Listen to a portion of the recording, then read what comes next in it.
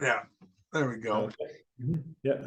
So uh, it seems to me that the challenges of the church in uh, Croatia are probably more formidable than most of us here can contemplate.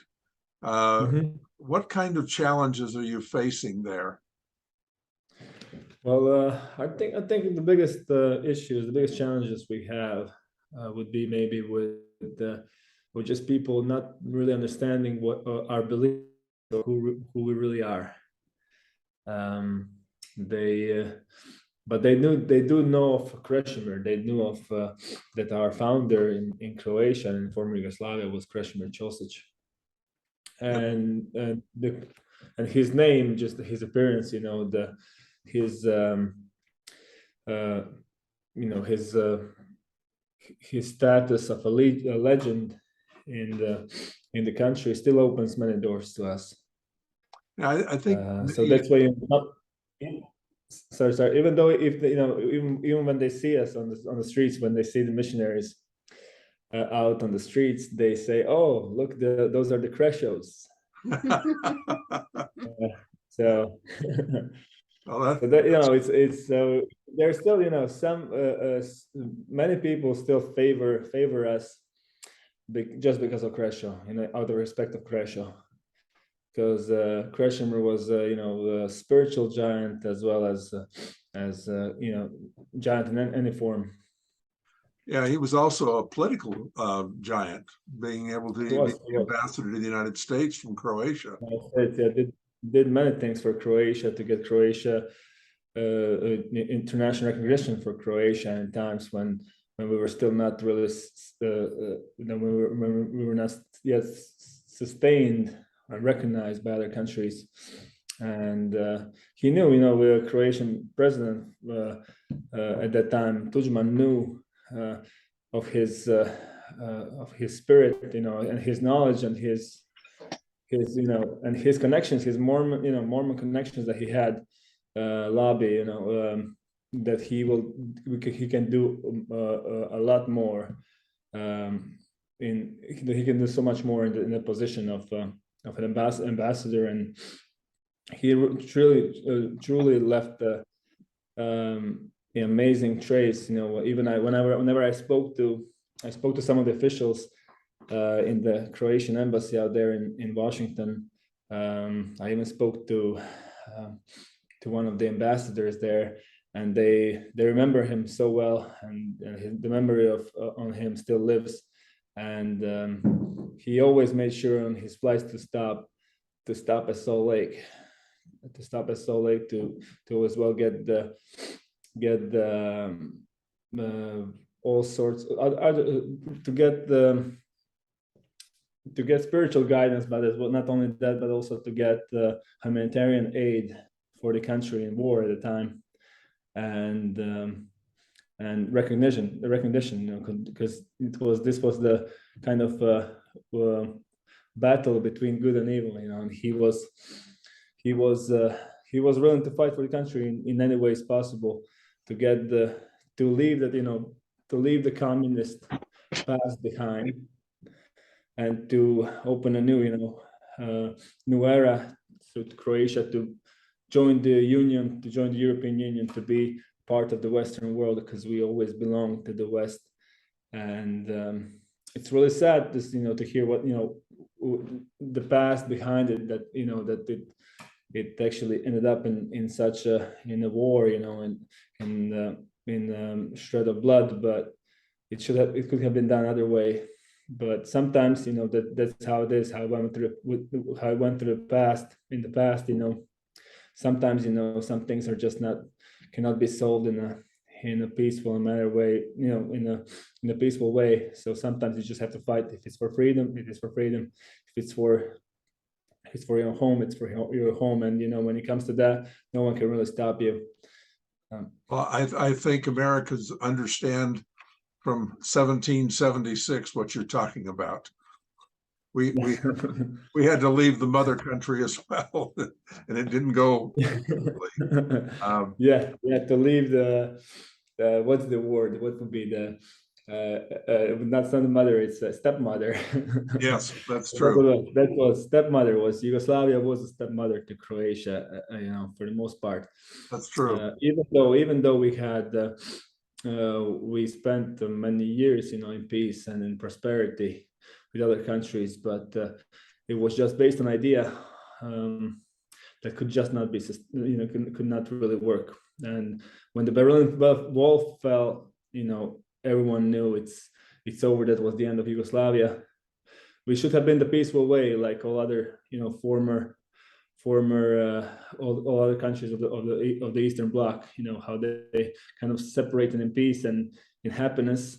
It just didn't work for us. So those 4 or 5 years of of conflict, of war, kind of backed us maybe for an additional 15, 20 years. So we would have been so much more ahead, all of us, all countries of former Yugoslavia. If there wasn't a conflict or so, but it's politics. That's why politics actually made actually the biggest impact, and politics actually probably the number one reason why the war started. And apparently it was planned a long time ago. So kind of it was just happened. It was just waiting for it to happen. But most of the reasons, it was economical reasons at first, because people. The economy, it was an economical collapse of the system that was borrowing money indefinitely, money that cannot be repaid, which made huge inflation. And when you have huge inflation, your money is worth nothing, and then suddenly your companies start to fail, and you don't get you get paid, but what you get paid is not enough to to have normal life. And when you don't have normal life, when you can't pay your bills, a lot of things come to your mind when you don't get your paychecks, No. and because when you have a normal life, everything is fine. Your country is doing good. Your economy is doing good. You don't think about war. You don't think about conflicts. You don't think about going out and riot for something. So, but once you do, when you know that you're actually that life of your families and your own life is actually in danger, then you start to take things into your own hands, especially when you have the main part was kind of that there was no trust in the organizations, trust in the system, trust into anything that was run by the government. I mean, when you don't have the trust in the military or in the government or in any kind of institution, then the problem raises, because that's when the people actually start thinking with their own hands, and they want to with their own minds, and they want to change the system. And if you want to change the system, it's probably going to end up in the form of a civil war or riots or something like that. So yeah, power is rarely given up peacefully. That's true. So what I have to tell you that when you mentioned Kresimir, when we were in Šibenik, there was a restaurant there that we went to. We were just talking to the owner, and she somehow religion came up, and we mentioned that we're with the same religion that Kresimir Cosic was. Instantly, we had a conversation going on, and as it turned out, while we were over there, we had a copy of in fact, we got from you a copy of the Croatian Book of Mormon, and we had everybody at our table. I think there were 16 or 19 people left their testimonies in that book, and then we gave it to the lady. And I have to make sure we give you her name so you can have the missionaries go follow up with that. She was very excited to hear about the church. Yeah, she was very excited to hear about the church. She has she has thought a lot about God and her spiritual basis and doesn't know where to go. So that's a perfect one for you. So awesome. Could you tell us, how did your family has had a long history of fighting for the right for spiritual freedom and religious freedom. Could you share a little bit of that with us, and Sure, no problem. how what your family's relationship to the church is? And go ahead. Sure. I'll give you a brief history. So my family has always been prosperous in the past. You know, my family, in generations behind, they owned ships, they owned boats, they merchant ships. You know, they were producers of wine producers of quite a big scale, and even owned a sort of like a restaurant business in the past, and had a really good life in comparison to in terms of that time. So, but we had, as you know, we had a pretty interesting history over here. We had many different rulers, many different systems, many different countries that were created, that were made, you know, in over the short period of time. So, for example, my family, only over the last 100 years, country was, most of Croatia was actually under Austrian rule. Right after that, it was Italian rule. It was covered by Italy, and then by independent state of Croatia, which was sort of like a puppet state of Germany, of Hitler Germany. And then later on, for 5 years, Yugoslavia, that went on for roughly 40 years. And then from Yugoslavia, then the Croatian War for Independence happened, and then we got our freedom after, we got our own country in a way that was kind of a dream of our generation that lasted almost for 1,000 years. To give you like sort of a short tale, that was kind of like Croatia was once a really powerful nation, really powerful kingdom with a strong fleet, and was extended. It had pretty good territory, and was very prosperous. And we had a really good king that was in charge of the country. This was roughly about 1,000 years ago, and Croatia established its borders and didn't want to participate in any wars. But his counselors, the people that surrounded the king, Croatian king, were actually kind of pushing for the war, going for more conquering of more territory, getting more land. But the king refused to do so. He said, "We are here. We don't need more. We have prosperity. We have peace. We're strong enough that we don't really need to go after more territory or after other nations." So he was actually assassinated by his counselors, by the people that were his closest associates. And the legend goes that he actually cursed the Croatian people to not to have a ruler ever again, and not to have their own country ever again. And the curse kind of stayed on for almost 1,000 years. So that's why it's stated as a Tisućljetni san, but it will be in Croatian translation, like a dream that lasted for 1,000 years. Because during that period of time, we had certain kind of autonomy, but never to have our own country. So it was always under rule of a bigger nation, and it was between Venice, between French, between Italians, between Austrians. There was always someone, and those systems were changing really quickly. So, but roughly, when it comes to my family and the information that I have about my family is that our people, especially in this part of Croatia, the coastal part of Croatia, have always been very stubborn in a way, had always spoke their minds, and always kind of felt that aspiration of freedom for the freedom, and did not really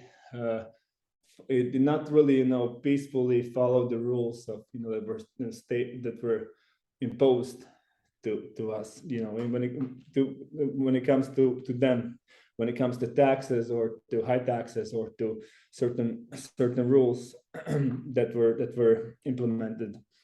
So my family owned the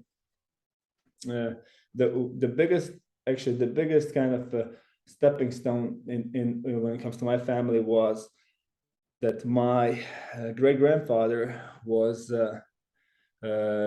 lived in a time of World War One, and this was on the island of Uglan, on the island that I'm living on right now.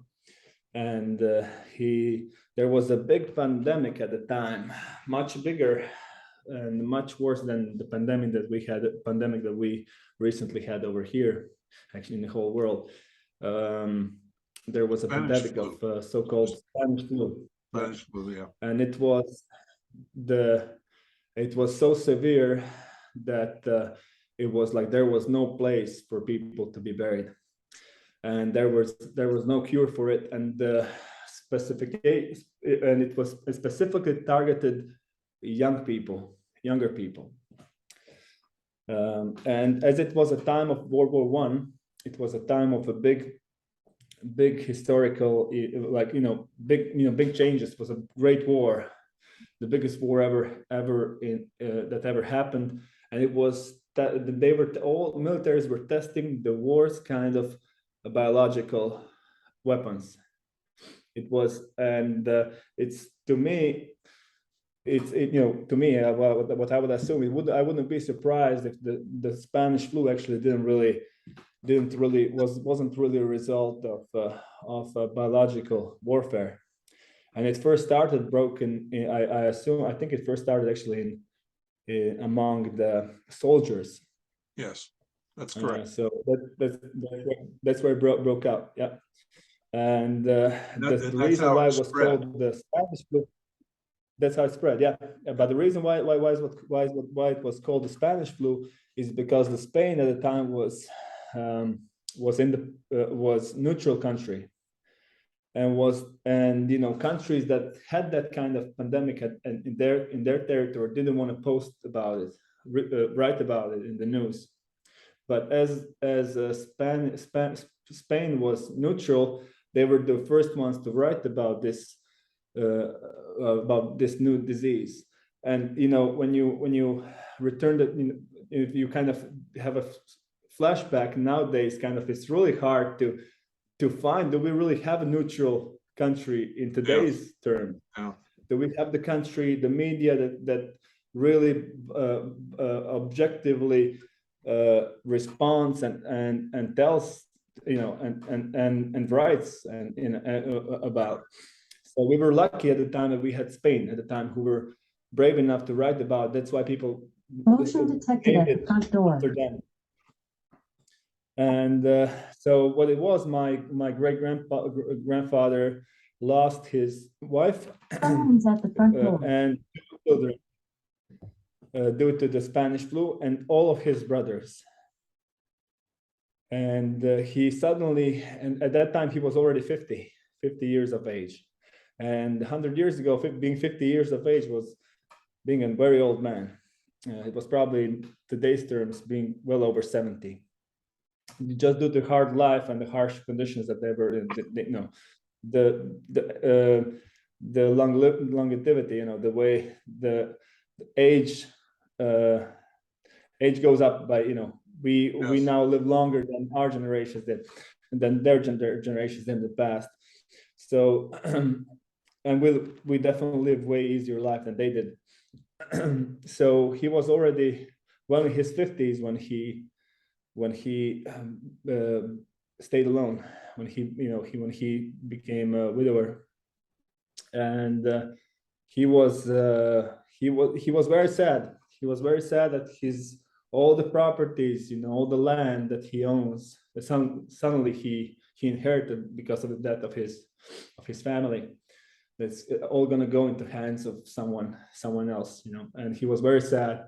And he walked one day by, and you know, just to give you a brief kind of to go back to the story, he was he carried the body of his wife and of his children on the back of his horse and the back of his donkey, and they were, and he brought them to this bay. This bay is nearby my house over here, our house over here, and the bay still to this name holds the name of the Bay of Bones.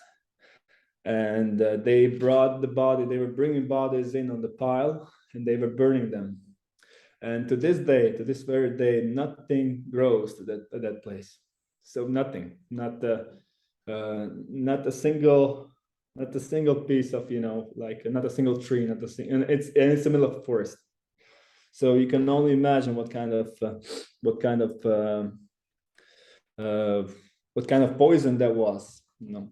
And now if you read the history records about, if you read the scientific statements about it nowadays, they will tell you, and they can easily see that they're saying, oh, the numbers were exaggerated.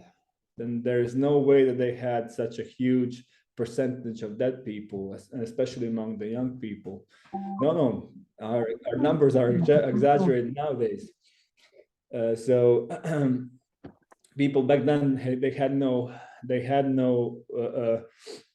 reason to exaggerate. And I know many people in this region where I'm from. I know many of people that are aware that have lost many members of the family due to the Spanish flu. And as my great grandpa, as one day he was walking down on the trail towards his lands to work in the field, and there was a young girl that walked by him and asked him for an apple, and the girl at the time was 15 years old, but he was already in his 50s, and she asked for an apple, and he passed over the apple to her, and she took the apple, and he asked her, "Hey, would you like to marry me?" And she said yes. So it was a lot. Dating back then seems to be a lot easier. Seemed to be a lot easier, you know, a lot less complicated than nowadays. And being 15 years of age was not an issue at the time, because, you know, people were matured a lot quicker, and we cannot really look things from our perspective into that perspective. Sure. But she happened to be a good wife to him, and she gave birth to 6 children, and who were able to pass on our last name of Kolega, and from who we now have over 50 of our relatives. So he was so sad, and, you know, and he prayed for a miracle to happen to him, and a true miracle really did happen, you know, in his old age of life. And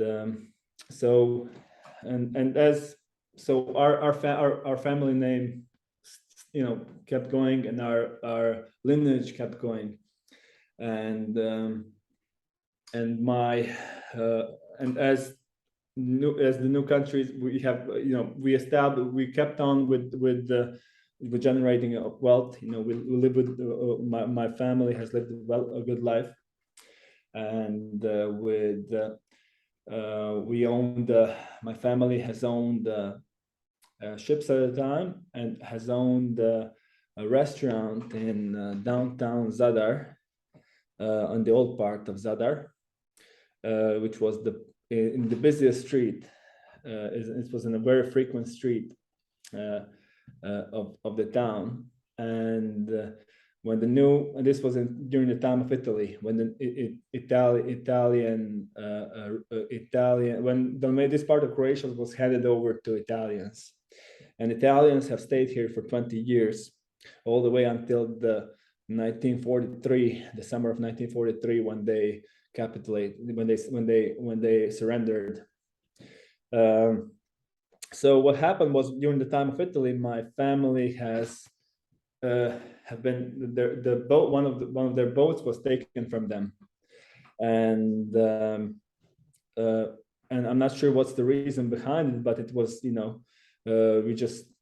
there was not much of a freedom, not much of a democracy, not much of a choice, and they were foreigners in their own land in a way, even though Italians have given the free will free choice to locals, to people in this part of Croatia, to become Italian, to change their names into Italian, to change their first names and last name into Italian, and that was kind of one of the options that was given to them.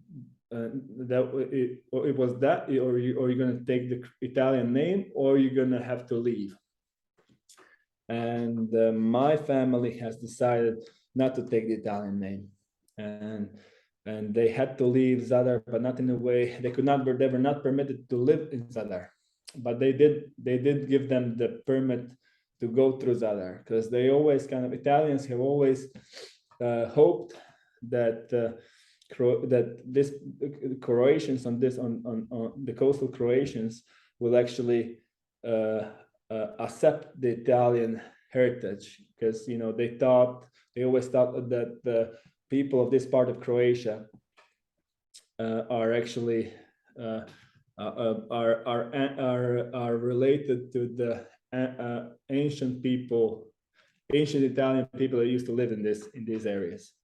Because the city of Zadar was established by Romans 3,000 years ago. So, it's really hard to tell where we really came from, but they always kind of left the hope that we're gonna embrace the Italian culture, even though we have embraced many of the Italian cultures. We embraced their, the food, the music, the customs, and you could kind of really still can feel it in the air. Once you walk the Croatian streets, you can kind of feel like you're in Italy, because we're so close. Our cultures are really close. It's always interesting in the United States, if we find something that's 200 years old, that's really old. 200 years old. Wow. 3,000. Yeah.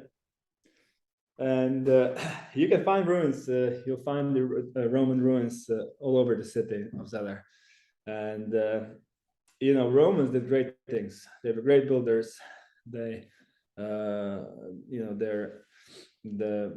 it lasted. Their empire lasted for so many, I believe 2,000 years.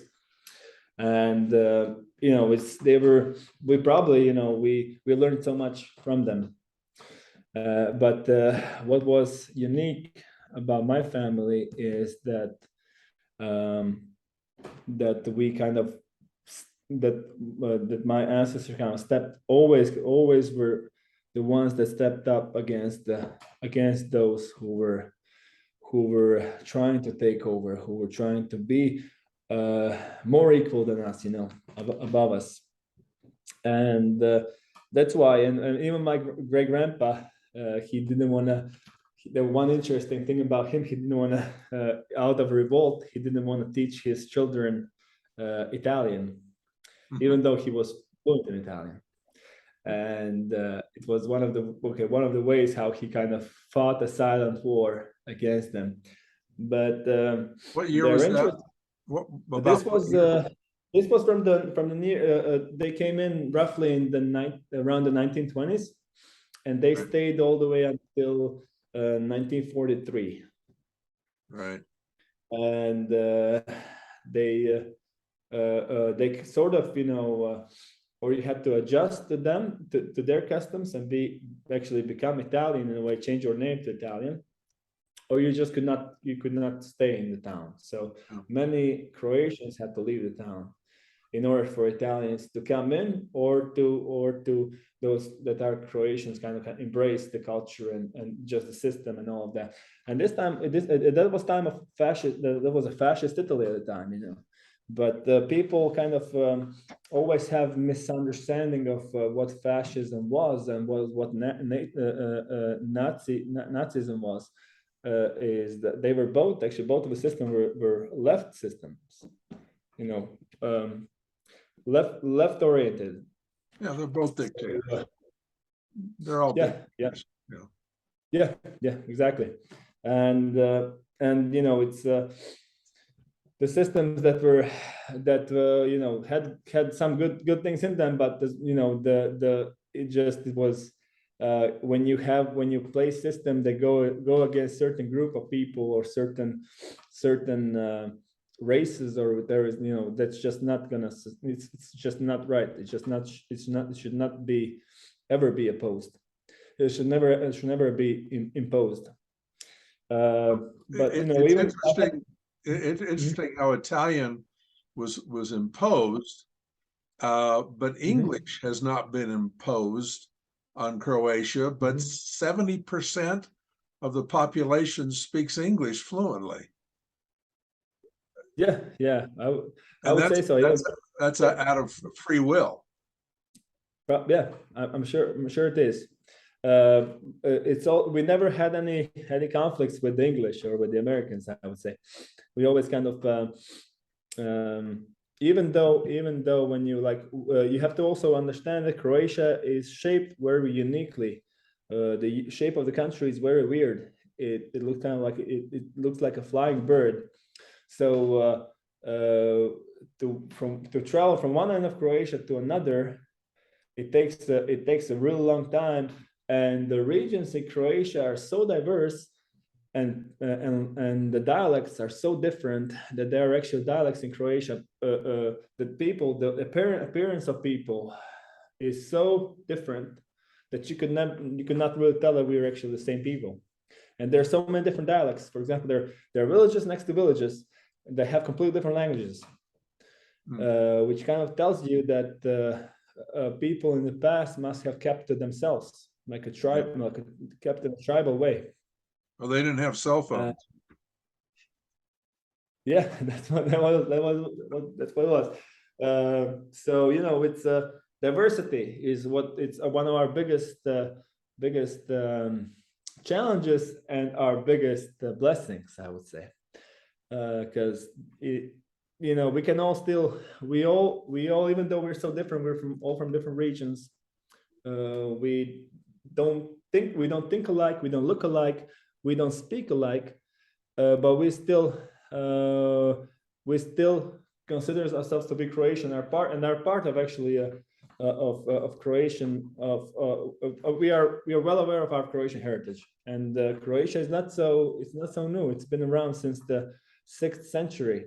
How did your family come in contact with the church? I was actually the first one to get in touch with the church. I was walking down the street one day with my mom, and that was really that was a rare occasion that I would actually go for a walk with my mom. It must have happened maybe once or twice a year. And at that time I was 14 years old. And my mom and I were talking about how my older brother, I have 2 brothers and a sister, and my older brother was struggling with his English in school, and he was about to fail. He was about to fail his class. And we just talked aloud, and we're talking how we have to find him a tutor, so he could that would actually sit down with him and so he can pass the class. And as we were talking about finding a tutor, paying someone for him to teach him English, to work with him, so he picks it up. I saw a flyer on the wall, and it was actually not a wall; it was a light pole. I saw a flyer on the light pole, and there it was. It said free English classes, and there were little pieces of papers down below that you could kind of rip out and take with you. But this had no not a single one left. So what I did, I just looked at the sign, and my mother and I looked at each other, and we said, "Oh, there it is. It's even free," And I ripped the entire sign out because it had a small map on it. And this was before the cell phones. Before the smartphones. I had a cell phone at the time, but it was just a basic phone. That was fancy to me at the time and fancy to others, but it was still in today's terms, a brick. Yeah. So I took it. So the flyer had a little map on it, and it said, "Oh, it starts on Tuesday," for example. I just at 7:00, and when I came home, I brought we showed it to my brother, and my brother said, "Oh, I'll go only if you," and he pointed to me, "if you go with me." I really had no need to go, but I said, "Fine, I'll go once, and he'll just continue on coming." And to me, it was a little weird that they're actually it's free. I thought it must have been held by Catholic Church or by a group of students that just need to practice. But I What year was didn't know this? what it was. What year was this? This was 2004. 2004. Okay. 2004, yeah. And so we showed up. We found a place. It wasn't too hard to find it, and it wasn't too far from our house. And it was actually it was just a regular house. It was a base floor of someone's house, of a family home, and there was a sign that stated Church of Jesus Christ of Latter-day Saints. I had no clue who those are. I thought it must have been.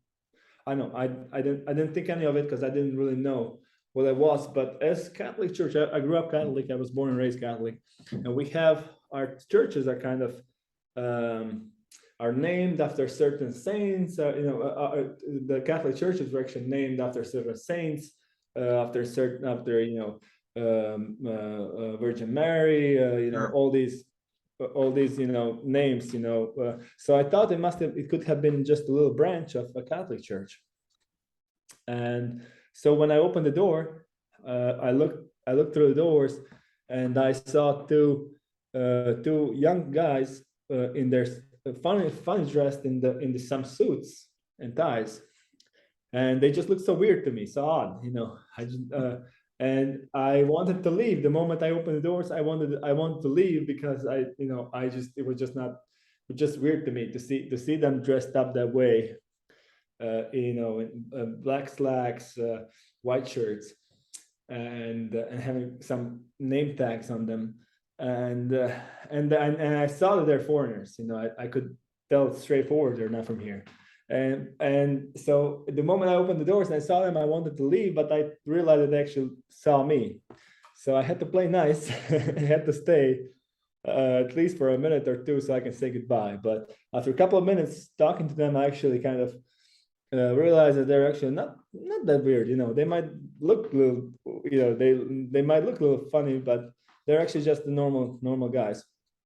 And there was one set of elders and one set of sisters, and that was actually our first contact with the church. Sisters were actually the ones that were teaching us. They were first to teach us English, me and my brother, and on our second visit, they sent us home with the flyers, with the Book of Mormon, and with the flyers of the first vision. Now, was this brother? Is this brother the one that's the branch president and split now? No. That's this is the older brother, the one that he never joined the church, but left the kind of an open that could not really commit to our standards, I would say, but said, maybe when I'm 50, I might consider joining. So that's better. It's a progress considering to his. Yeah. Before it was never like never. So go back to your story. I interrupted you. I apologize.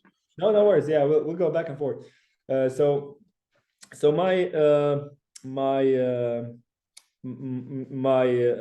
great grandpa was actually sort of a funny guy. He wanted to. He always, and we always had jokers in the family. People that kind of always found a funny way to deal with certain situations, and that joking and such a and the character, funny character, sometimes actually saved my ancestors. So, for example, my great grandpa was once he was enrolled in the military, and he was enrolled by Kingdom of Yugoslavia. That was actually the kingdom that lasted only for a short period of time, and it was completely disorganized. They didn't know who, they had no hierarchy. No one knew what was happening. They were not getting paid. They didn't even know who they're fighting with, who they're fighting for. They hardly had any ammunition. They hardly had any weapons. And he was actually enrolled, and he was trying to find a way how to get away from it. And he actually just came to an idea to lay in a bed and put some sort of a cream on his eyes and on his lips, and just act crazy. So when they showed up to enroll, when the military showed up to enroll him to get him to enroll him, they said, okay, this guy is completely crazy, and he's not eligible to go. So they signed him out, even though, and he was, at the time, he was already an older man. But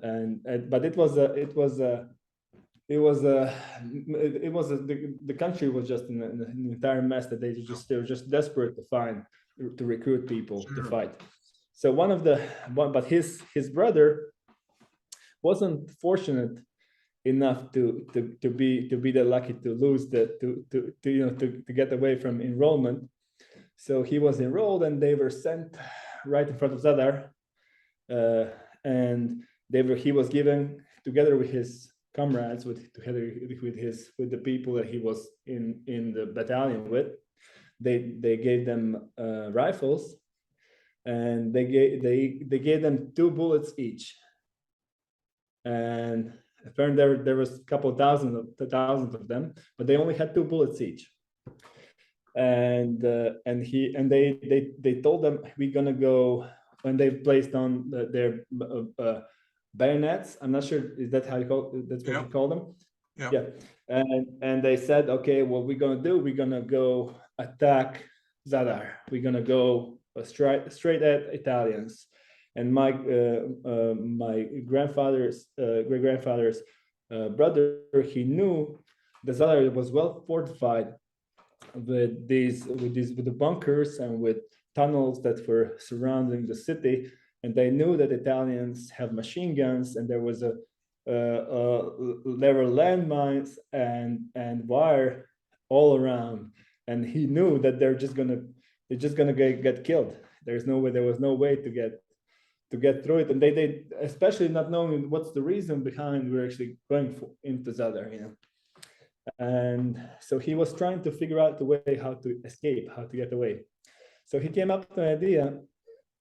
He came walk toward the commander, and this was right before they were going to go for a sprint, and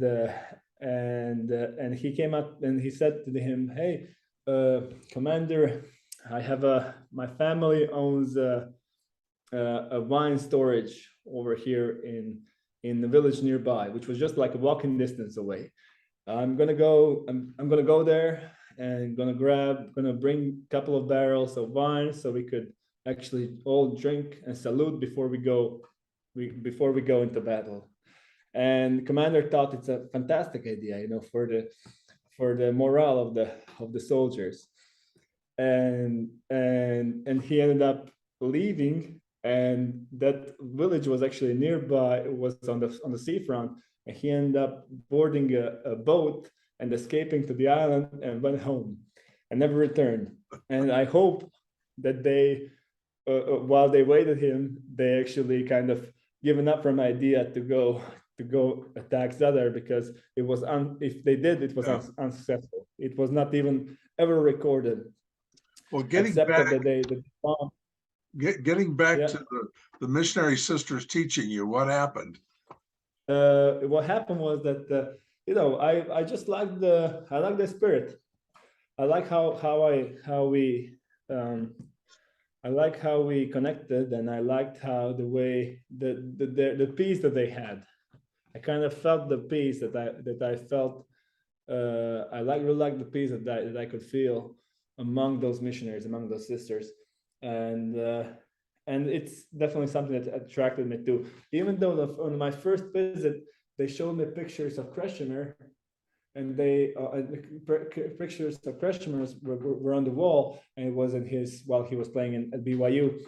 And I knew of Croatia. You know, Croatia was our star, was our hero, our legend. You know, and to me, hearing that Croatia was actually an LDS was a big motivation to actually figure out why. You know, if someone like Croatia, you know, if someone with such intellect and with such authority could have been a member of this church, then there must be something about this church. Yeah. So that's what intrigued me to stay. And I was, you know, later on I met many of his teammates, former teammates, and you know, I heard so many stories about him, and it was kind of always kind of a driving force to me to kind of go after of what Croatia knew. And we all know that he actually had great tutors. He had his tutors were actually, while he was at school at the BYU, were Truman Madsen and Hugh Nibley, probably two biggest minds of LDS Church in the 20th century. And they were the ones to teach him and to guide him, especially Hugh. And I'm going to go back and forth from from all the things that, from church perspective and my family perspective and Kresimir as well. I want to share a story about Hugh Nibley and a dream that he had, and a vision actually that he had, and because it goes along with Kresimir Cosic, and it's really well, you know, and his authority, I would say, because first, especially this part of Croatia, coastal part of Croatia, it's called Dalmatia.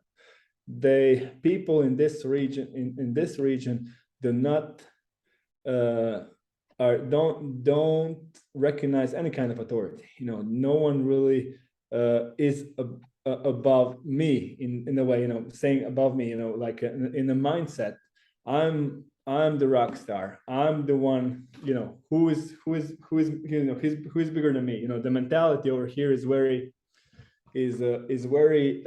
up in the air, I would say, in a way, in terms that, you know, there are no respects given to anyone. For example, you're a great player or a movie star, and you could walk the streets, especially down south in Split. You could walk the streets, and no one really kind of pay attention to you, or they would, but they would not admit. They would never say, "Oh, I'll give you credits. You're really good. So I'll give you credits for it." So it's always like, you know, who are you? We own this place, you know, we run this place. But Kresimir was different. Kresimir was the one that kind of always, everyone was silenced when he spoke, you know, and everyone had great respect towards him, even though he had enemies. He had enemies in many aspects, you know,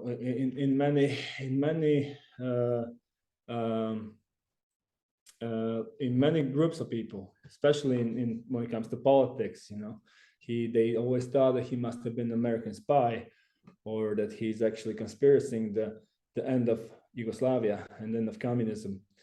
And and so the Hugh Nibley had the record a story, and I'm going to show you. I'm going to send you a story of this, so you can kind of have a better Sure. insight to it, so you could link it better. He had he had he remembered the Truman Master recorded this dream and this vision that he had. He once talked that he was once while he served his mission in Germany. He was once about to board a train, and the thought came to his mind, and he says that the thought was more of sort of like a urge that he needs to go home, that he needs to go to his apartment. And he didn't board the train. He went back to his apartment, and he kind of kneeled down and went to pray. And he said he kind of experienced some sort of a vision, and he was brought into this room, into this bright room where he was surrounded by the people that were sitting at the table, great table. And at this table, there were many powerful people of old. But he did not want to say who the people were. But he recognized. On it. He recognized. I think he recognized the Jacob as one of an Old Testament, as one of the people who were sitting at the table. And at the and everyone looked at him. All the people that were surrounding the table looked at him, sort of with the thought that came to his mind: "Why are you?" And the sound, the voice came to his mind saying, "Why are you late? Why are you? Get serious. This work is, this is a serious work." And what was really interesting to him, and he looked at the front of the table. At the front of the table was this middle-aged man that he didn't know. And he was the one presiding the meeting. And apparently Hugh Nibley was definitely one of the people who was about to join the meeting, as he was late. And he said, so one time Kresimir was at the BYU, and one of the Croatian tennis players played at the BYU. He ended up marrying one of the Nibley's daughters. And so he ended up having I believe, son-in-law who was Croatian. And that was the link with Croatia, because Croatia was a good friend with the tennis player from Croatia. So they happened to spend a lot of time together, and they introduced him with Hugh. And he really liked the company of Nibley. And one time he walked in his office in school, and as he opened the door, the Hugh recognized that he was the person in his vision, in his dream.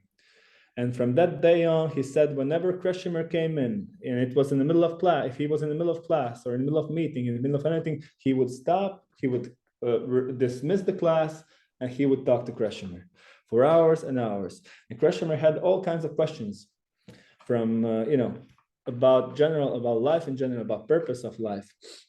But he always knew that it's his role. He said, I feel like my role in this world is actually to have Kresimir join the church. And he ended up baptizing him at Salt Lake Tabernacle, I believe in 1970 or 1971.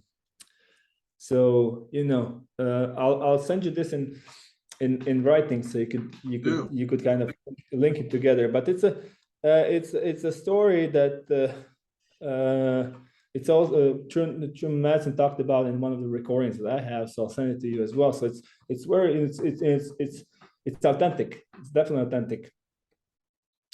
And Kresimir also remembers him being a child, as he grew up on this island nearby. There's an island right next door to mine. It's actually connected by bridge with my island. And he would spend summers as a child on that island. And he remembers dreaming of playing basketball in the biggest stadium in America. And he knew that it was America just by appearance of it. And he saw that the stadium was surrounded by by the mountains. Hmm. He never saw it anywhere. And when he came to Utah, when he came to Provo, he was very discouraged when he saw that BYU is playing in an old gym that had nothing to do with this great gym that he saw in his dream. That was the Smith Field House. Yeah, exactly. So it was a humble place, I guess, definitely in comparison with the Marriott Center that was the biggest at the time, the biggest basketball arena in the entire country at the time when it was built. But you have to also be aware that Kresimir was named as the best basketball player to ever be played basketball in history of Utah. This was before Stockton and Malone, but you have to be aware as well that Salt Lake at the time and this was the time when Kresimir was around. He was there from 1968 till 1972. During that period of time, there were 3 major stadiums that were built, basketball stadiums that were built in Salt Lake area, which was Marriott Center, Salt Palace near the temple, and the one for the youths, the Huntsman Center. Exact Huntsman, yeah, that's the one. And the funny side about, so you have to know him. It has been a marvelous thing to have him there in Utah, and you can just see how big of an impact the Utah people can still feel. Still get Salt Palace is not there anymore, but it was a home for Utah Jazz for quite a while. So that vision he had came true because he played in the Marriott Center. I remember watching him lead the fast break. There, there you go. So, I even met the guy in Salt Lake who said he lost his scholarship due to Kresimir. He was on a basketball team with him. I spent quite some, my wife and I were in Salt Lake for school in 2016 and 17.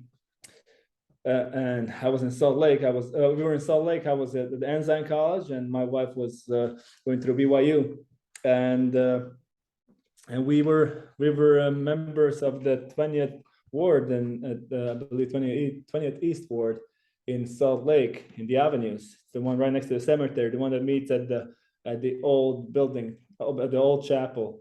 It's been recently renovated a couple of years ago, maybe 5-6 years ago. You've seen it probably many times. It's just on the outskirts. It borders with the cemetery, with Salt Lake Cemetery. Yeah. I believe it's on the second or fourth, I believe 4th Avenue or something like that. It's an old building, but it's really a beautiful building, historical building, like built in the built in 1920, I believe. 1920 is the year.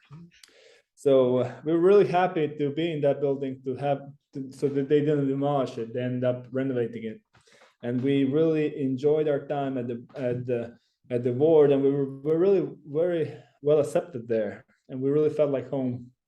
Just the people were great. The bishops, both of the bishops that we had were excellent, and we really were sorry that we had to leave, but we felt the urge that we need to go home.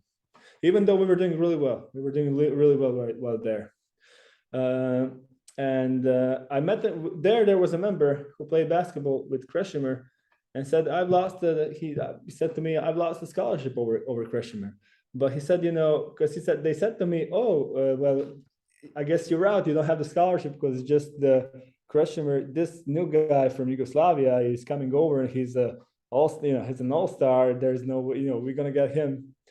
So we're gonna have, we'll have him on the scholarship, and you're kind of left out. So he was still on the team, but he had to find his way through school. And to him, it was actually a blessing because he had to work, and he actually gave him, it was a blessing to him. So he was able to kind of provide for his own school in a way, and it was a good push.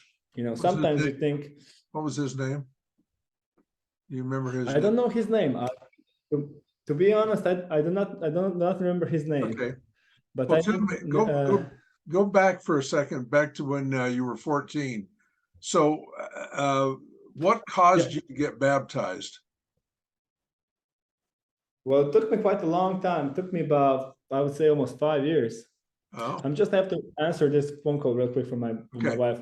So when we start, Donna, I ended up joining the church, and I joined the church, and we're back. We're back. I just stopped the recording and started it again. okay, So, okay, no worries, no worries. tell us two things. One thing is like to know about your family, joining the church, your personal situation, and also when we talked before, you talked about the grandmothers of Croatia and how they handed down faith in God. Oh yeah, So, true. Go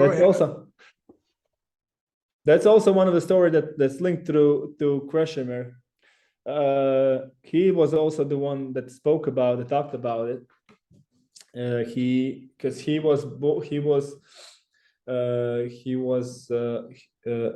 was atheist when he came to school to BYU, and he was raised to be.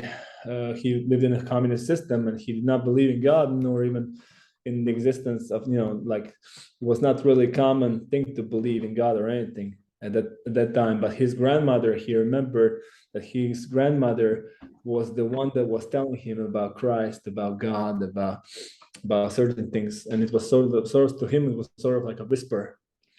And the grandmothers were the ones that kind of kept it going, that were always like a soft whisper, so that people had remembrance of the gospel, of the things of Christ, of their Christian heritage of the past, of their fathers and grandfathers. It takes you now have. I will give you an example. In Czech Republic, for example, they have. That's the country that has the biggest number of atheists in the world. They were once Christian. Not too long ago, they were Christian, but the system was there long enough for them to kind of remember their past, remember of they lost the memory because they didn't have anyone to tell, to keep the memory alive. No. And so, Kresimir shared that story that his grandma, he actually, that his knowledge about it and his kind of affection towards it came from his grandmother.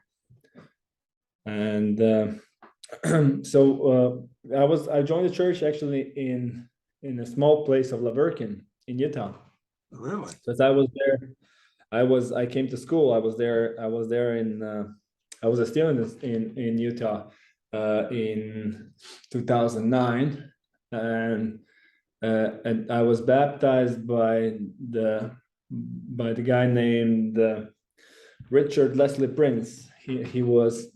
He's a great friend of mine in a way. He's a great spiritual giant, and he was the one. He was a senior missionary that served in Zadar at the time when I was 16, 17.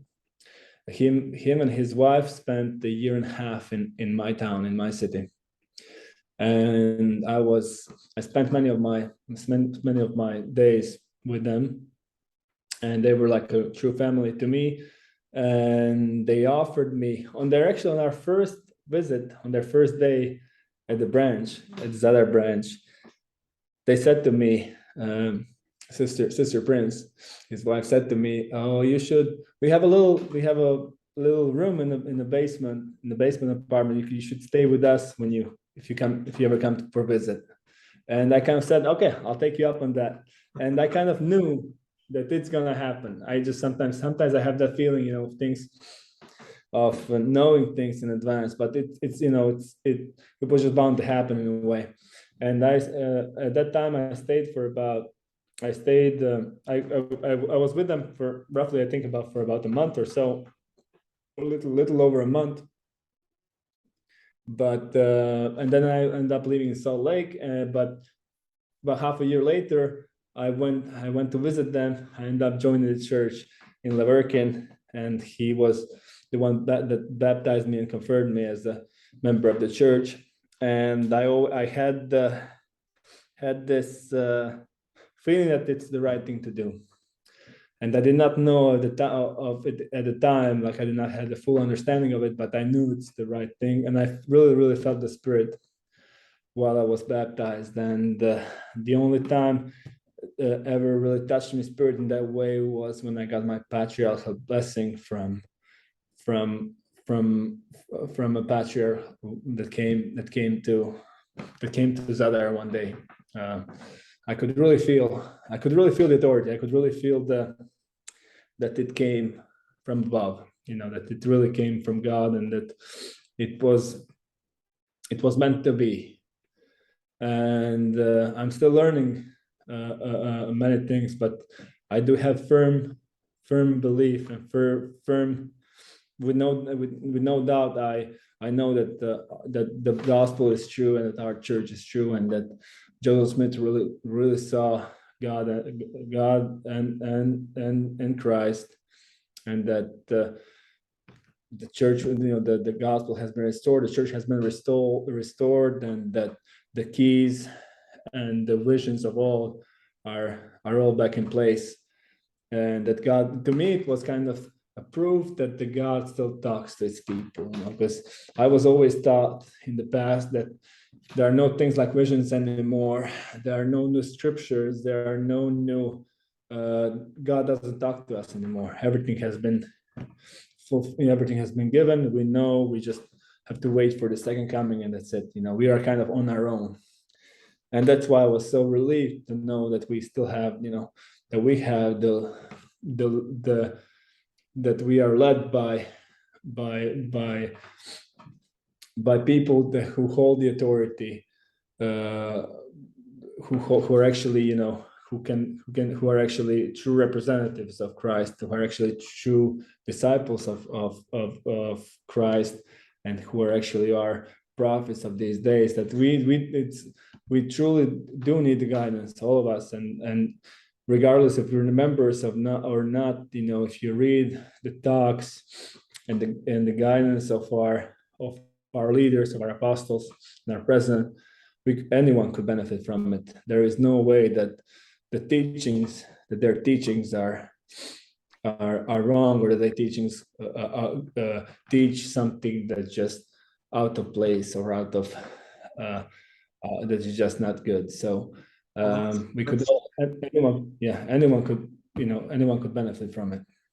Well, we appreciate that. When we came in August and brought 40 people with us to Zadar Branch, that was truly one of the highlights of their trip. And we're coming back in September of 2023, mid-September, and look forward to meeting again with your branch. We're definitely looking forward towards it. We're also gonna have next year. It's not introduced. It's not announced yet, but during next year, we'll have the 50th. We'll celebrate the 50th anniversary of church in former Yugoslavia and in Croatia in general, because we had it was supposed to be, it would have happened this year, but we had certain limitations when it comes to COVID. Yeah. So it's gonna have to be pushed forward, pushed back in a way, and so we're gonna actually celebrate that next year, and it will be announced when and where, but it's definitely gonna be in Zadar, because that's where it all started. That's where the first church was recognized, and Zadar was actually the first.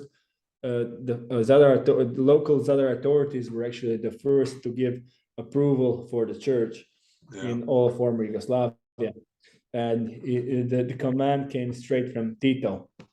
And I'll give you a funny story, like funny detail on Tito. Was my grandfather. My grandfather was Tito's personal guard during the World War II, and My grandfather had a hard life. He was in he was in when he ended up in a concentration camp at the age of 15. And but he always had, even though he was in Italian concentration camp at the age of 15 for not doing anything, for him just being Croatian.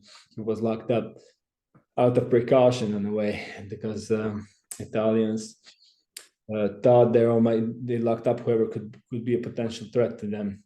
So he ended up being in the concentration camp at the age of 15, and 2 years later, he ended up being a personal guard of Tito. Yeah. And he ended up saving Tito's life on island of Vis, which was the only territory that wasn't under occupation of Germans. Peace. Yeah. He saved his life, and just knowing that he never got any recognition for it.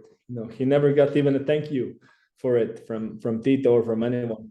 But he always thought what would have happened if he didn't stop it from happening.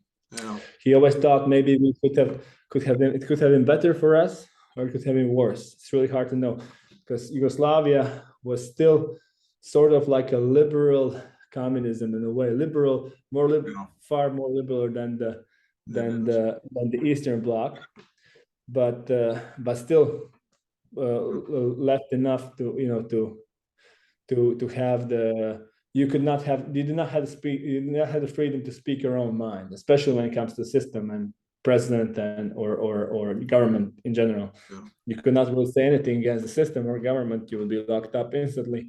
And my grandpa was a really prominent member of the Communist Party at the time, right after the war, but he ended up leaving the Communist Party in 1951. So he heard the story, he knew there was a big propaganda going on at the time. There was a big at that time it was a big America was an enemy. Was actually presented as an enemy, and Russia was presented as a great ally. We should all, that people should all follow. And there was he told me a story. I'm gonna stop you there. My recording is about ready to finish. So okay, tell me the story, then I have one other question. What'd you say? I said, tell me the story. Finish that story, kind of shorten it a little bit, and then I have one other question for you. Okay, no worries. So when he came from his brother served in the Navy, and he was a sailor and sailed the world he was in many different ports across the world. And in 1951 he was in ports in Russia. And he has met many. He talked to many people over there and saw the stores and saw the situation in the streets of those cities in Russia. And when he came back to Yugoslavia, he said to his brother, to my grandpa, "Hey, what you see on the news and what you see at the cinema, at the movie theater, it's all lie. The Russians are hungry. Their shelves are empty in the stores. In order to get the bread, you have to make reservations days in advance." My grandpa could not believe it, and from that moment his world has crashed. Because he realized they're living in a lie, in a propaganda, and he ended up leaving the party right away in 1951. And this is roughly 40 years prior to when most of other Croatians have left the party, because you could not, if you weren't in the party, you couldn't progress. You couldn't have really good jobs. You couldn't really be high up there if you weren't member of the Communist Party. So my grandpa was a visionary in that terms. I spent quite a bit of time in the Soviet Union, and many people I've met, their whole world crashed when they finally realized the reality of the lies of communism. So Mhm. let me just say that we're in talking to all of the people that have gone, they loved so many things about your country. And I would say, in no particular order, the first thing is the Dalmatian coast and the beautiful islands and the amazing geography, and then the interior lakes, and then the next thing, probably the most important thing, are the people. Friendly. Were the friendliest people we have ever seen. And it doesn't matter where we went, they all spoke English. And you're going, we didn't expect you to. It's your country, but we're the foreigner here. But they treated everybody so wonderfully. And of course, maybe the most important thing is we determined, after being in Italy and all over the place, Croatia has the best gelato. Oh, okay. I will agree. I'll definitely agree with that on you. Yeah. On the gelato. So in closing, I just want to thank you for your hospitality when we were there, and for you've given the people that are listening this a great history lesson, as well as some really valuable information on Kresimir and the growth of the church. So is there anything that we can do to help you?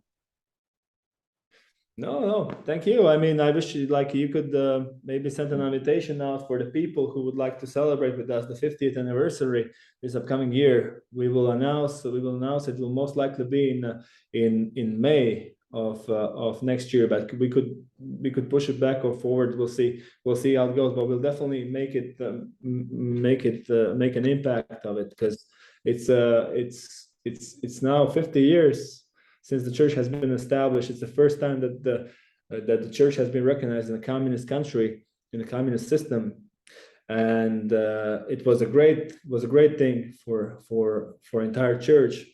And we have so much more to give, and there's I think there's a great potential over here, and the people, we have more. Croatia now has more immigrants coming in. People are moving in, workers from all over the world.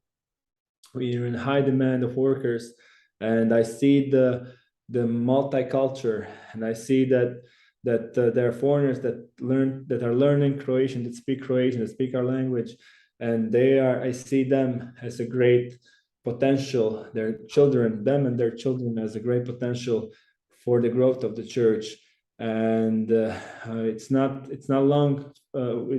It's not a long future from now that we're going to have wards and districts all over the place, and that we're going to have a temple. And Zadar is the place where it all started. Kresimir is the one that started and financed actually the first translations and the first copies of the Book of Mormon with his own money.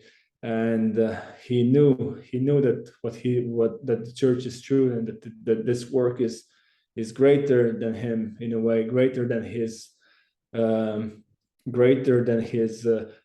potential basketball career in the NBA, because he turned down NBA and the Lakers to return to Zadar and to play basketball, so he could establish the church and be a missionary over here, because he was the first missionary over here. He's a true hero to us, and a true kind of a light, like a lighthouse to all of us. Well, thank you so much. Sad. Thank you so much for all you've done and all you do. And I guess the best way for me to say it is hvala vam. Hvala vama. Vidimo se. Ja ću vam poslati. I'll send you what I'll do. Good. I skipped on Croatian, switched on Croatian, but I'll send you the Hugh Nibley story, so you could link it with the story, together with the story and all of that. So, but